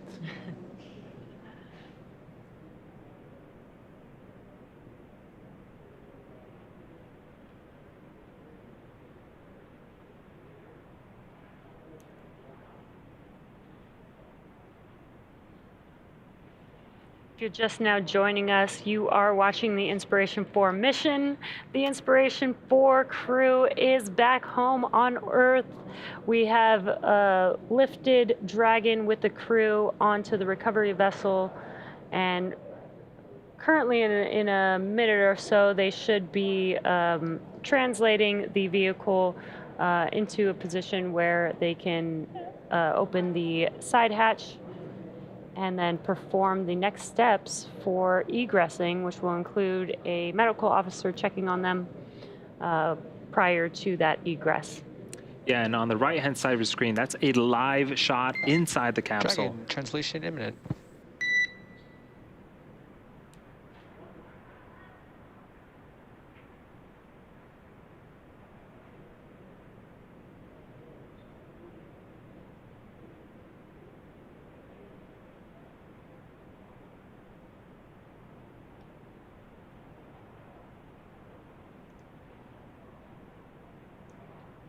There it is. They are translating the vehicle to just under the helicopter pad on the vessel.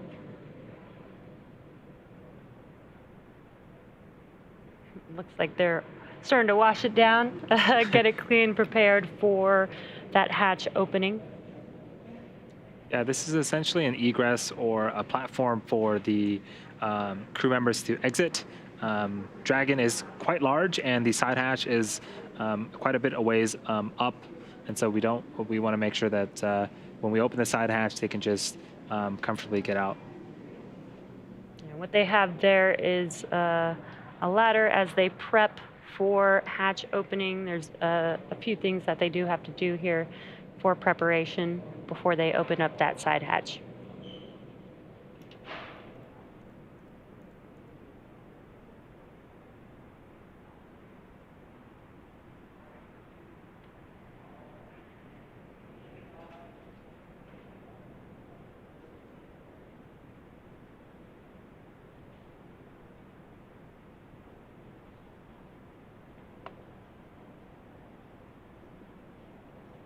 Yeah, things are moving quite quickly. We splashed down about 40 minutes ago, and now Dragon is on the main recovery vessel on the right-hand side of the screen. That is, again, a live view inside of the capsule. You can't see their faces, but on the left-hand side of that shot, that's Jared Isaacman, the mission commander. To his right is Dr. Cyan Proctor, the mission pilot. To Dr. Cyan's right is Chris Dombrowski, the mission specialist, and to Jared Isaacman's left is Haley Arsenault, the medical officer of the mission. And I'm sure they're all excited to come back to Earth and probably still enjoying some in-flight entertainment, as Jared called it. Yeah, what a crew for this mission. Just such incredible individuals, raising money for St. Jude Children's Research Hospital, doing science experiments while out in orbit, let alone just being the first all-civilian crew to go to orbit. It's just been so inspirational, and I can't wait to see them egress the vehicle shortly here. Yeah, it's definitely going to be a very, very exciting time. Yeah, all the science that they've done, all of that data is going to be available essentially to the public. And so, you know, all the experiments that they've done is definitely going to benefit a larger populace than just this specific mission. Right, Right, and so far, this mission has raised up to $157 million for St. Jude Children's Research Hospital, which is incredible. That's going to save a lot of children's lives. Just an incredible mission from start to finish here.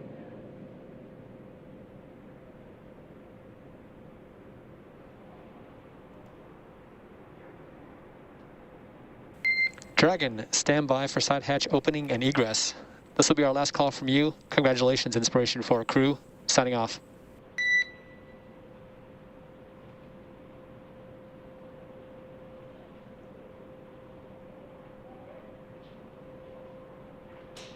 Great comms.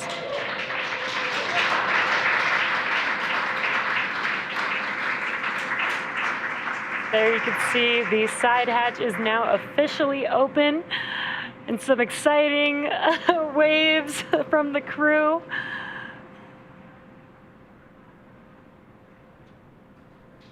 Now they are putting on some protection along the hatch door for while they egress the vehicle here. So we have members of the recovery team inside the capsule with the crew members. They're doing some checkouts, make sure everything is good before the crew can exit the capsule. But this is certainly very, very exciting. Again, that hatch has been closed and sealed for 3 days. This is the first time it's opened since we lifted off Wednesday, September 15th. And we have some fist pumps from Jared.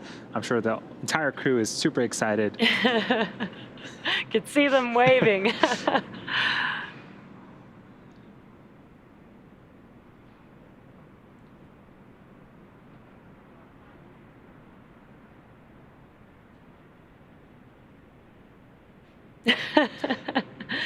Lots of excitement from the crew as they're getting ready to egress the Dragon spacecraft.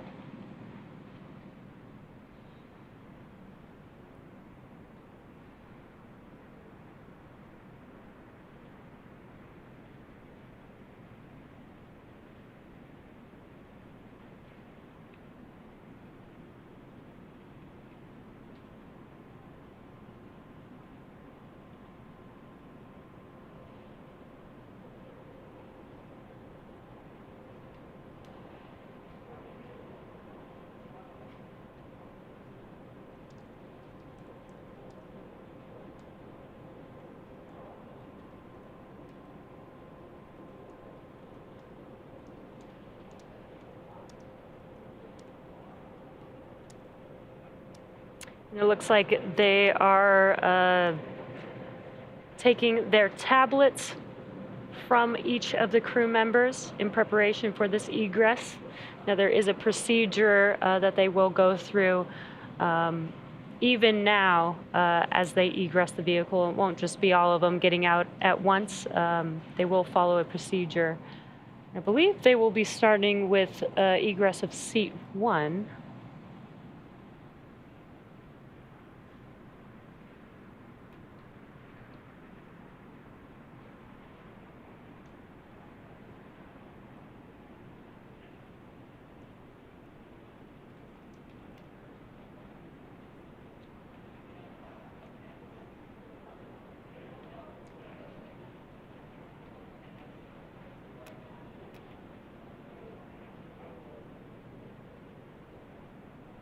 If you're just now joining us, you are tuned into the Inspiration4 all-civilian mission to orbit with the Inspiration4 crew back home on Earth, getting ready to egress the Dragon vehicle here shortly.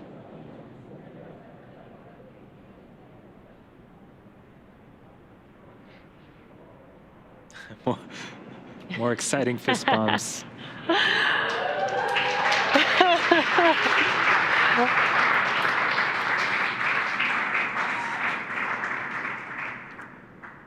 And this is such a great shot. How incredible. Some hearts. Love it. Again, that was the crew members of Inspiration4, as excited as ever. They are back on Earth on the recovery vessel, just waiting to exit the Dragon spacecraft.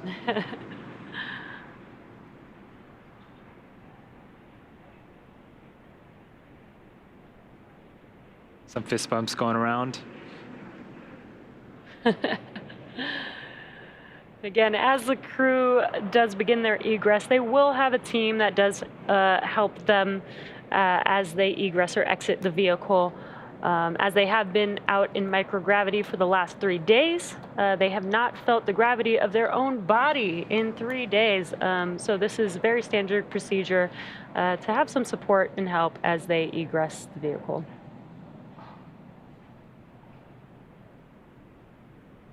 Right now, it looks like they are removing the footrests at the bottom of their seats. This will give them some space as they exit. Yeah, that is a good thing to note that when we land, we also recline the seats back down to make it a little bit easier for the astronauts and crew members to exit the vehicle.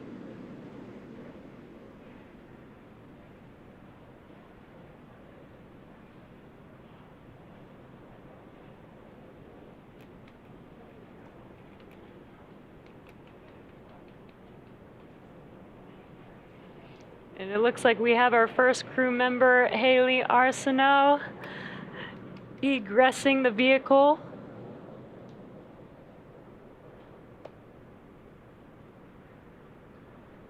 She was sitting in seat 1 to the left.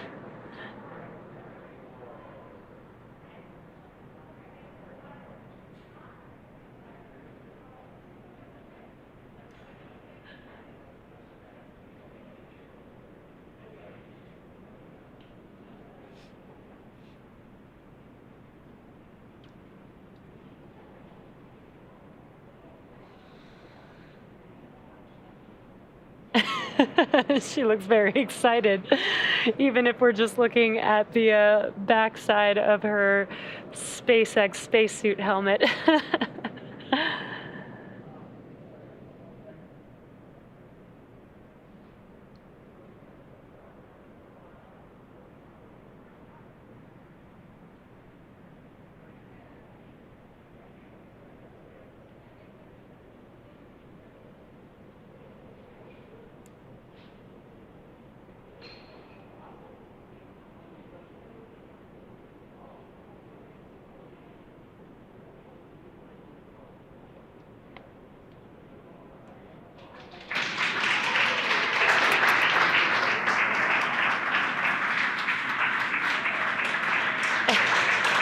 And there she is. Medical Officer Haley Arsenault has now egressed the vehicle, the first of the Inspiration4 crew, and so very excited. Lots of waves, thumbs up. Thumbs up.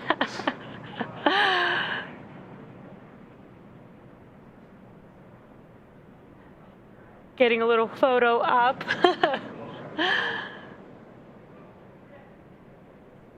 And it looks like up next is Dr. Cyan Proctor.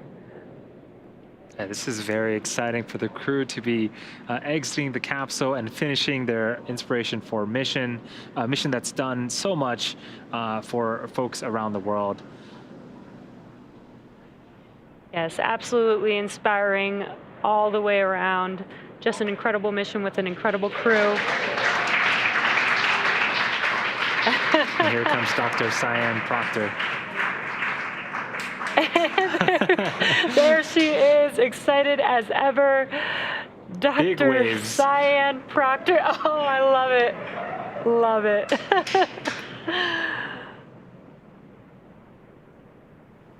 Just strutting on down. I know, no problem at all.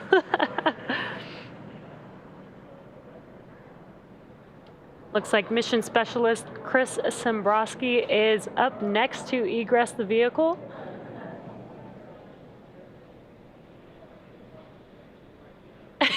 Looks like some dancing there.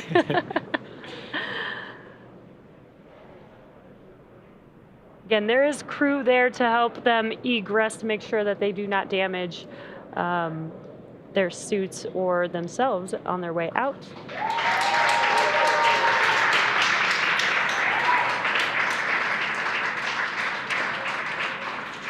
And that is Chris Dombrowski, again, the mission specialist.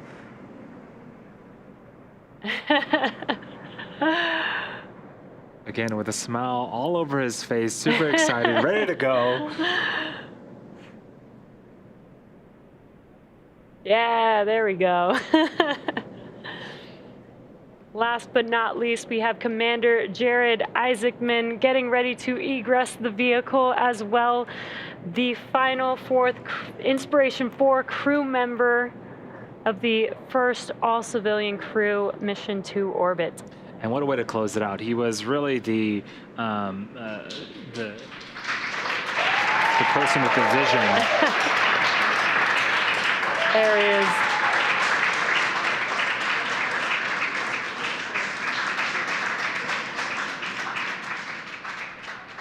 Commander Jared Isaacman of the Inspiration4 crew. So excited.